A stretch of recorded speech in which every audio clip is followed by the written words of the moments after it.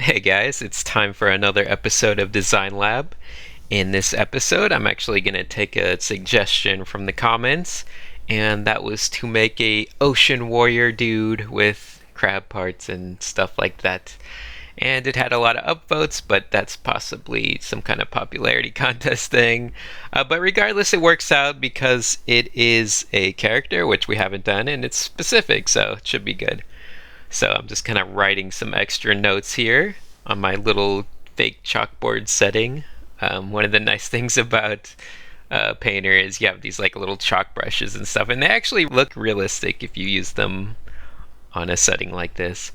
But anyway, just some modifiers. I want to make sure it's human, no weird creature, ocean warriors, no weird fantasy races or anything like that. Just a basic human, and I'm gonna make him male just to kind of keep that simple.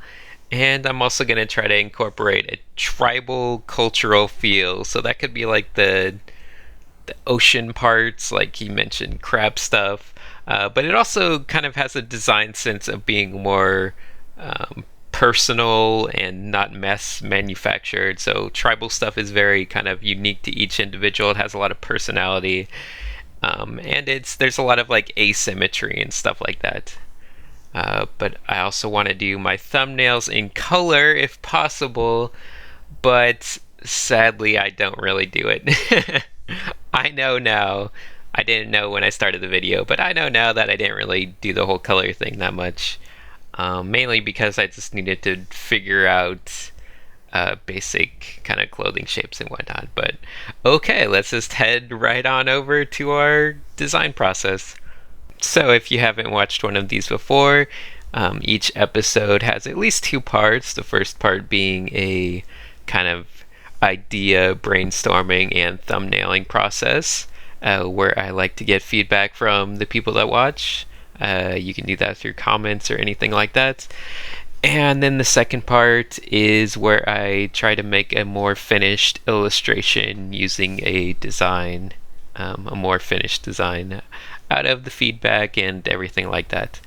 So, anyway, because this one is a character and not the normal creature or mech or whatever, I'm actually just going to draw some poses first, some gestures, just to kind of have that base to work with. So I don't really have to think about the really aspects of the design while I'm doing this part.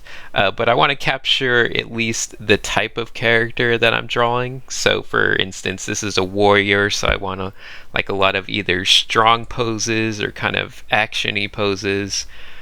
Something that would work for a warrior. So at this point, I'm just trying to come up with gestures, different gestures that have that kind of warrior possibility to them.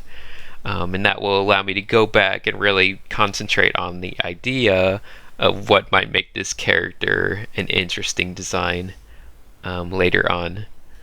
So I'm kind of messing up some of these gestures, and that's okay. It's fun to play with them. They don't have to be exact at all. I'm not going to use these gestures in the final illustration. I'm not just going to blow them up or anything like that.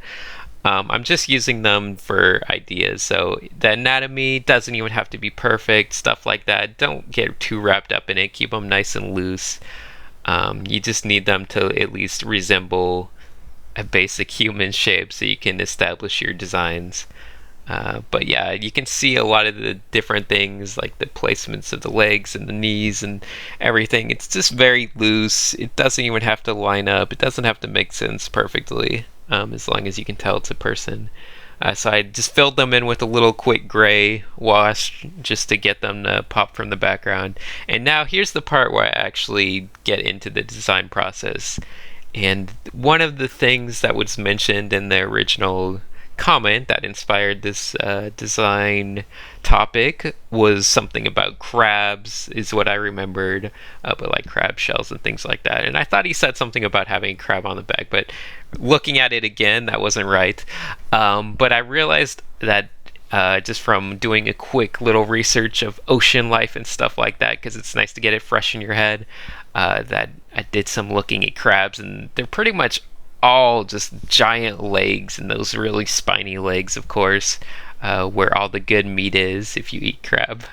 So I thought I'd try to kind of incorporate those legs into the design. So you can see on one side, on the way to the left, there's a character that has a kind of crab-looking shape with some spikes on it.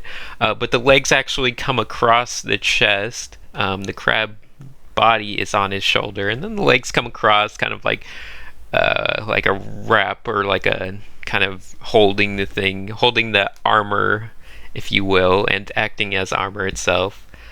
And then on the right side of the screen, you can see there's one implied that the crab is basically a dead crab is on his back, a giant crab, and then the 8 different legs are just coming in round and wrapping around his torso, just kind of creating an interesting look. And I thought that was an interesting idea. I didn't have any great ideas going into this thing, so I kind of made them up on the fly, just trying to think of what I could remember about different sea animals and how they attack, and kind of trying to get it loosely based on ocean life. So you can see there the one guy has a trident, obviously, because tridents are very oceany, and King Trident had one in The Little Mermaid. Um, but there's also a guy with a sword, which is based on a swordfish, where it's like a sword with all the little teeth built into the sides of it. My one guy is a little more futuristic, I guess, because he's got like a giant conch shell on his back, and he's holding some kind of gun. So maybe there's like an oil, or maybe we can pretend it's like a squid inspired thing, where there's like ink in the back thing, and then he can squirt ink with his giant gun thing and blind people or do whatever. And then we have a character on the top that I'm messing with right now that I wanted to just give like pincher hands to. He's kind of like an assassin, maybe. I tried giving him different things. He's got more flowy kind of tentacles, or seaweed, or jellyfish type of feel to him. But he has those like pinchers, like a crab pinchers. And you can see here I'm just kind of messing around. I didn't figure out anything good to put on their heads, sadly.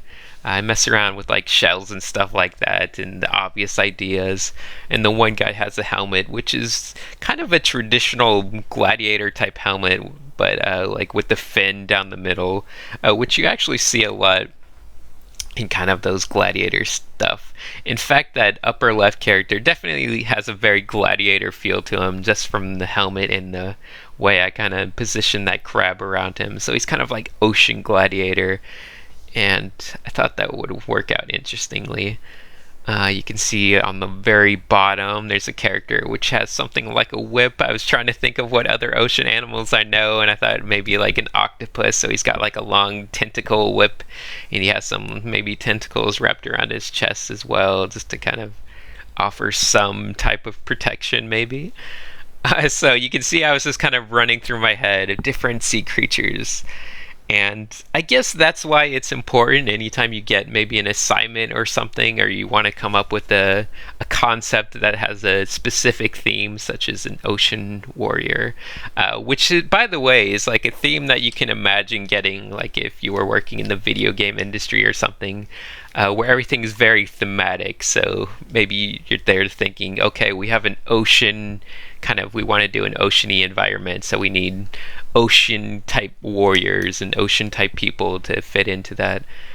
So that working with those kind of broad themes is helpful, I would say. So this character with the sword, I tried experimenting, so I was trying to think of what do sharks have. Obviously they just have jaws, so I was trying to experiment with like shark jaw coming up around his head, but I decided it looked a little too silly. And you kind of have to watch out for things being a bit too literal. Literal. You have to watch out for things being a bit too literal. Which is a problem in design. You don't just want to kind of make a guy that looks like a fish, or make a guy that looks like a crab, or be too kind of literal. And this is somewhat literal with some of the stuff I did. But like, if I don't know if you guys ever watched the TV show American Chopper, that always bugged me about I haven't watched it since a long time, but it always bugged me about those early episodes, and that anytime he had a design that he was supposed to do based on something else, he would literally just make the bike look like a miniature version of that object. So I remember he like had to do a fighter jet or something, and he just put useless little wings and stuff on the bike instead of just capturing the essence of like a fighter jet. Um, and that's kind of important. You want to capture the essence of something, not quite just a literal translation of what it is. I keep saying literal. But anyway, I'm numbering them here just for reference. I'm going to wrap this video up. I didn't really talk about number 6, but I kind of gave him a like what I thought would be like a crab thing that shoots these long spears, like a harpoon, organic harpoon gun, maybe similar to like the movie Existence in that organic sense, not the harpoon sense. I doubt anyone's seen that movie, but it's crazy. Anyway, yeah, I'm just throwing in some color, and I think that's about it. So thanks for watching, and be sure to give your feedback on what you would like to see developed into a full concept. And you can also maybe come up with ideas that I didn't come up with. Any suggestion is welcome, and I will do a full illustration in the near future. Thanks for watching.